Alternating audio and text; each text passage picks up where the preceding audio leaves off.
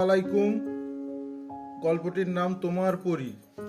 একদিন খুব করে তুমি বলেছিলে কাউকে তোমার প্রয়োজন নাই, আমি থাকলে তোমার চলবে। কিন্তু যেদিন তুমি আমাকে তোমার কাছে সারা জীবনের জন্য পেয়ে গেলে, ভালো করে কি রাখতে পারলে তরুণ ভাইয়া? আমি নাইও একটু বোকা ছিলাম, বেশি কিছু বুঝতাম না। তুমি তো ছোট থেকেই বলতে আমি তো আছি রে পড়ি, তোর জন্য সব সময়, তোর কিছু লাগলে প্রথম আমাকে বলবি।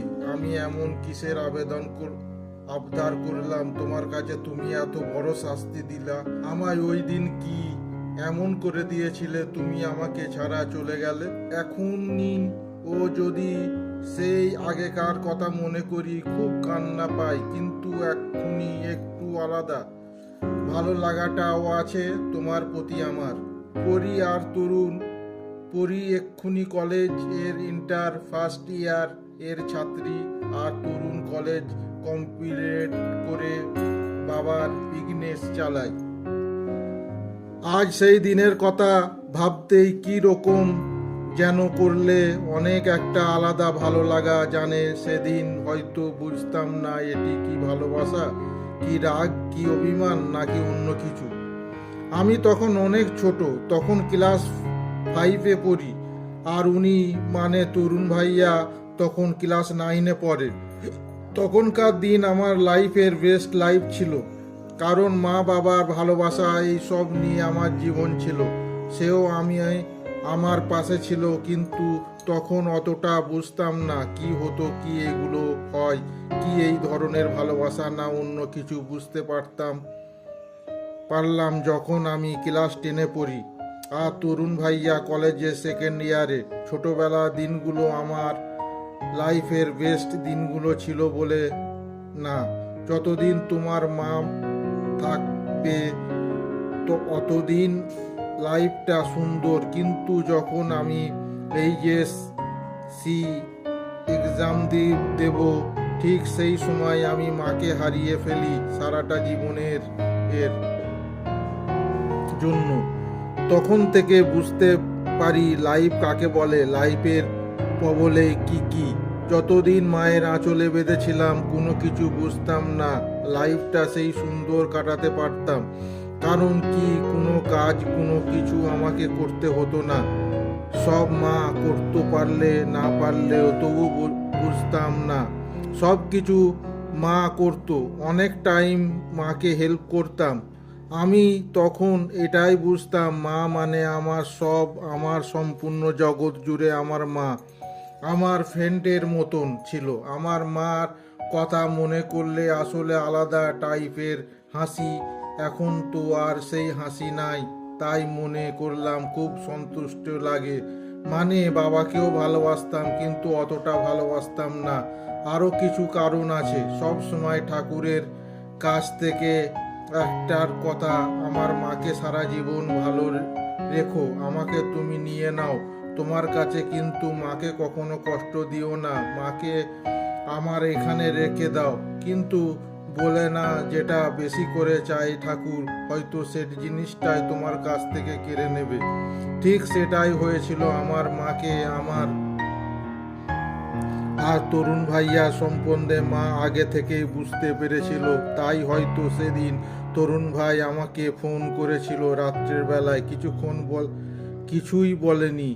আমার ছোট ভাই ক্লাস 8-এ পড়ে, প্রচণ্ড বদমাস, 1 নম্বরের। ওর সঙ্গে 24 ঘন্টা আমার যুদ্ধ লেগে থাকে। সে বলেছিল এত রাত্রে কে কল দিয়েছে। তখন আমি মার পাশে বসা, আমি বললাম তরুণ ভাইয়া, তোমার মা বলেছিল ওই ফোনে কথা বলবে না তো তুই বলবি। তখন আমার ভাইয়া মুখ বন্ধ।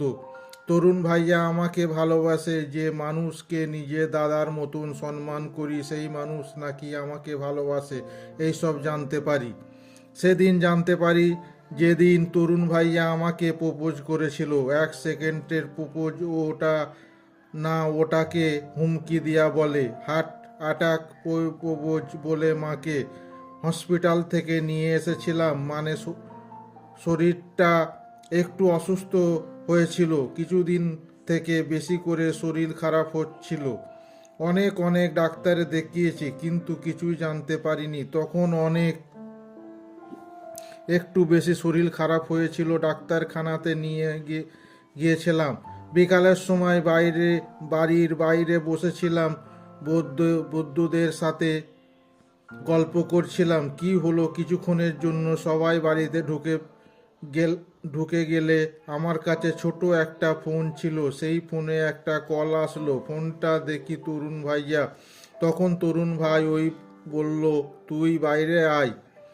আমি বললাম, আমি বাইরে আছি। ঠিক আছে, আমি আসছি। আর কিছু বলতে না দিয়ে ফোনটা কেটে দিল। কিছুক্ষণ পর ঠিক তরুণ ভাইয়া আসলো। তখন আমার পাশে বসলো আর আমাকে নিজের ফোনটা এগিয়ে দিল। বলল, আমি বললাম, আমি তো লোকের জিনিস নিই না, তুমি জানো না। তখন তরুণ ভাইয়া একটু রেগে গিয়ে বলল, আমি কি তোর লোক লাগি? আমি বললাম, না, তুমি তো আমার ভাইয়া লাগো। পরি, তোকে একটা কথা বলবো, শুনবি? হ্যাঁ, বলো না, বলছি। তখন আমি বললাম, তরুণ ভাইয়া, তোমার মুখ থেকে না একটু আলাদা টাইপের সেন্ট আসছে। কি খেয়েছো আজকে? একটু পিছনে সরে গিয়ে বলল, কিছু না। শোন না, আমি তোকে কিছু বলছি। আর আমার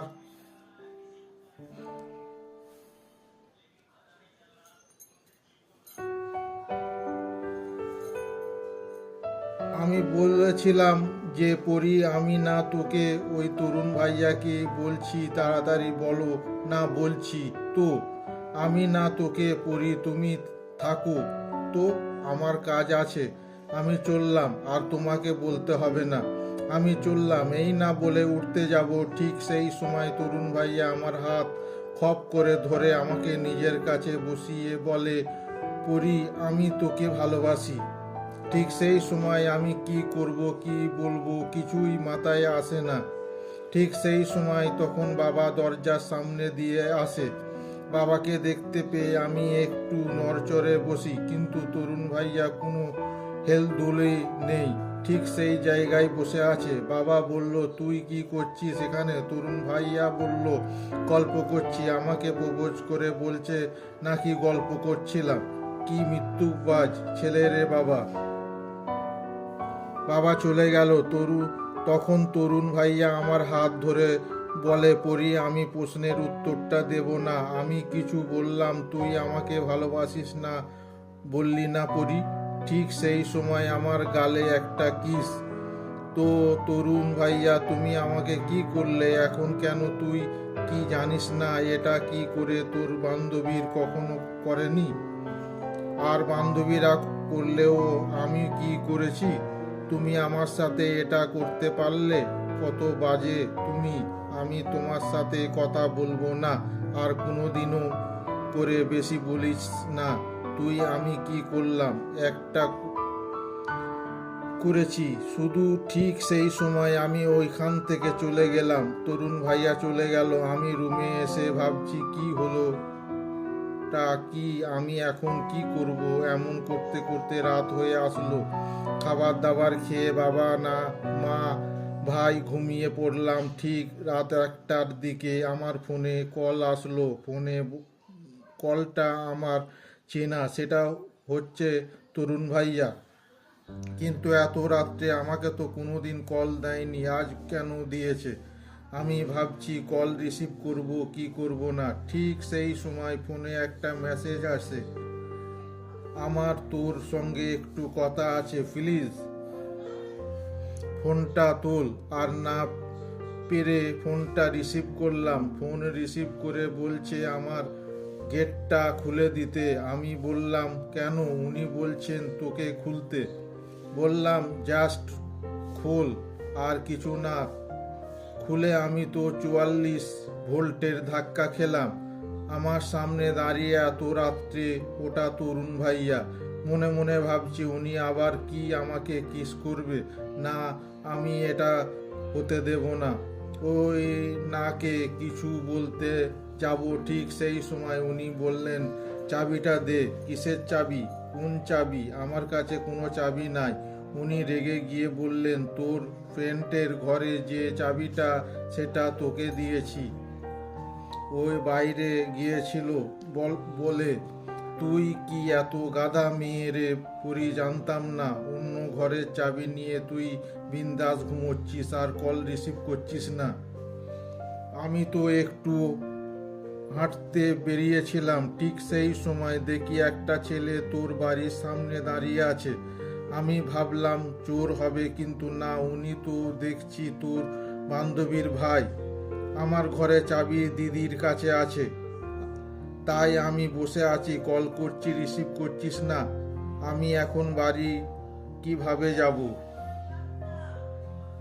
আমাকে বল, তোর বান্ধবীর ভাই এইসব বলছেন আর আমার উপরে রেগে আছিস। তাড়াতাড়ি করে চাবিটা নিয়ে এসে ওনাকে দিলাম, আর উনি গিয়ে আমার বান্ধবীর ভাইকে দিয়ে ওকে পাঠিয়ে দিলেন। মনে মনে ভাবছিলাম, কতই না খারাপ ভাবছিলাম। এসব ভেবে আমি যেই না দরজা লক করতে যাব, ঠিক সেই সময় গেট লক করতে পারছিলাম না আমি, কিন্তু আমার প্রশ্নের উত্তর পাইনি এখনো। এই বলে আমার উপরে জোর কাটাতে লাগলেন। আমি তোমার পায়ে পড়ে অনেকে একটা কথা বলি, তরুণ ভাইয়া, বাবা মা ঘুমিয়ে আছেন, কোনো আওয়াজ হলে উঠে যাবে। প্লিজ তুমি চলে যাও, প্লিজ চলে যাও। আমার লাইফের বেস্ট খারাপ দিন এই দিনটাকে আমি ভাবতাম, কিন্তু আমি এখন আর ভাবি না। এখন এই দিনটা আমার লাইফের বেস্ট মোমেন্ট দেবে। তখন বুঝতাম না, কিন্তু এখন তো বুঝি। তারপর উনি চলে গেলেন আর আমি আমার রুম ভাবছি, উনি তো কোনোদিন এত রাত্রে হাতটা বেড়ান না, তাহলে আজ কেন বেরিয়েছিল? এইগুলো আমি ভাবছিলাম আর ঘুমিয়ে পড়লাম। এইভাবে দিন যেতে লাগছিল। মার শরীর দিনকে দিন আরো খারাপ হয়ে যাচ্ছে, দিনকে দিন আরো মাথার মধ্যে আরো টেনশন আসছিল। একদিন তরুণ ভাইয়াকে আমি বলে দিয়েছিলাম, ডাহা মিথ্যা কথা বলেছিলে, সত্যি কথা বলনি। আমার নাকি বয়ফ্রেন্ড আছে আর আমি অনেকগুলো ছেলের সঙ্গে রিলেশন করেছি। ভাবলাম এগুলো শুয়ে শুনে হয়তো আমার সঙ্গে আর কথা বলবে না, কিন্তু আমি সত্যি একটা গাধা। উনি ঠিকই বলেছিলেন, আমি তো কোনো রিলেশন করিনি। উনি তো আগে থেকেই জানতেন, আর জানবেন না কেন? আমার সম্পর্কে সবই তো জানতেন, কি করি না করি। আমি পাগল একদম, আর কিছুই ভাবটাই পারি না। আমার টেনশন, যাওয়ার আশা, এগুলো নিয়ে, আরও পড়াশোনা নিয়ে আর মাকে নিয়ে তখন দিন কাটতো। আমি ভাবলাম এটা হয়তো ওনার ভালো লাগা, কিছুদিনের মধ্যে ঠিক হয়ে যাবে। কিন্তু আস্তে আস্তে পাগলামি আরও বেড়ে গেল। ফোন রিসিভ না করলে ব্যস্ত ব্যস্ত পেলে অনেক কথা শুনে হতো, আর রাতের বেলায় আমার বাড়ি আসা, এটা তো আছেই। দিন যেতে লাগলো নিজের মতো, সবাই সব কাজে ব্যস্ত। আমি ব্যস্ত থাকবই না কেন বলে না, কেউ কারো জন্য থেমে থাকে না।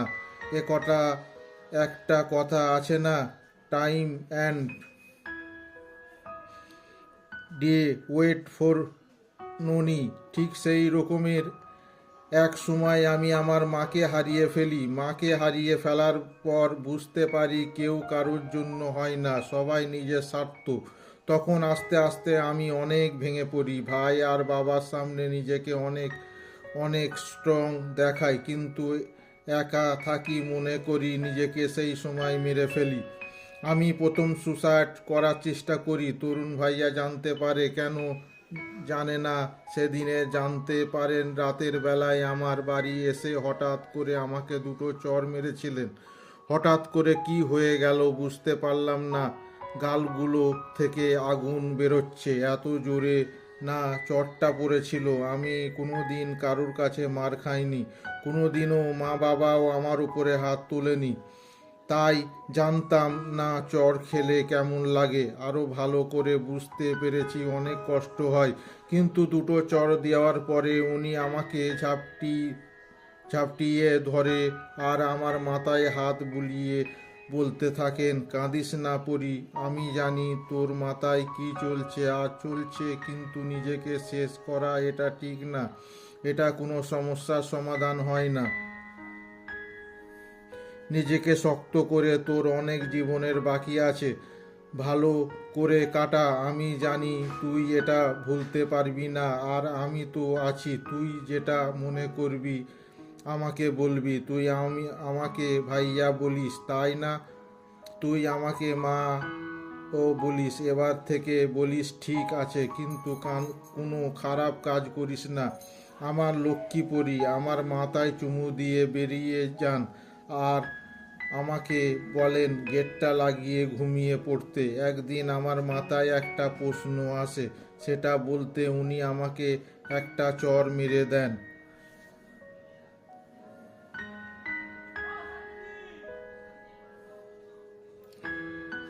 আমরা যা চাই তা কেন পাই না? তুই কি চাস বল, আমি তোকে এনে দেব। তুমি পারবে না গো, তুই বল না, আমি এনে দিয়ে দেব। আমি তোকে এনে দেব। কি চাস তুই বল। সত্যি এনে দেবে? হ্যাঁ বল। কোনোদিন এমন হতে পারে তুই কোনো কিছু চাইবি আর আমি দেব না? হতে পারে, বল তুই কি যাস সত্যি? তোর পর থেকে বারণ করবে না তো? বকবে না তো? তখন আমি কাঁদতে কাঁদতে বলি, আমার আরো ভালো লাগছে না গো, প্লিজ আমাকে আমার মার কাছে যেতে দাও না। অনেক কষ্ট হচ্ছে, আমি মরতে চাই। একবারের জন্য চাই আমার গালে একটা চড় বসে। তখন আমি দেখতে পাই আমার গালে চড় পড়েছে নাকি ওনার গালে, এটাই বুঝতে পারিনি। ওনার চোখ জল জল করছে।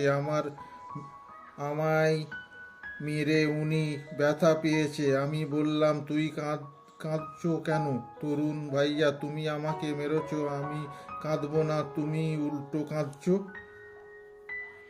আমি প্রথমবার তরুণ ভাইয়াকে এইরকম অবস্থায় দেখলাম। মনে হয় চটটা সত্যি আমার না, ওনারই পড়েছে। তখন উনি আমার মাথায় হালকা হাত দিয়ে আমাকে বসিয়ে বলতে লাগলো, দেখ পরি, তোকে একটা কথা বলি, সারা জীবন মাথাতে রাখিস, এই পৃথিবীতে কেউ স্থায়ী না।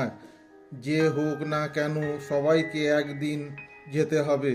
কেউ স্থায়ী নয়। কোনো কারণে কিছু সময়ের জন্য তাকে এই পৃথিবীতে থাকতে হয়। যে তার কাজ সম্পূর্ণ হয়ে যায়, ঠিক সেই সময় আমাদের মহান প্রভু তাদেরকে নিজের কাছে নিয়ে আসেন। যখন তোর সেই কাজটা কমপ্লিট হয়ে যাবে তখন তুইও চলে যাবি, কিন্তু এখন তোকে এইখানে থাকতে হবে।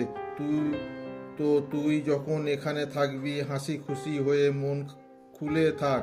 না হয় আমার কথা বাদ দে, তোর বাবা ভাইয়া কথা তো ভেবে থাক। তোর যদি কিছু হয়ে যায় ওরা কি করবে? আমি তোকে এবার বুঝিয়ে বলছি, ভালো করে বোঝ না। বুঝতে পারলে আমার হাতে মার খাবি, কিন্তু মরার কথা মুখে থেকে আনবি না। আর যদি আনিস তো সেদিন আমি তোকে খুন করব। তো মরার কথা মুখে আনবি।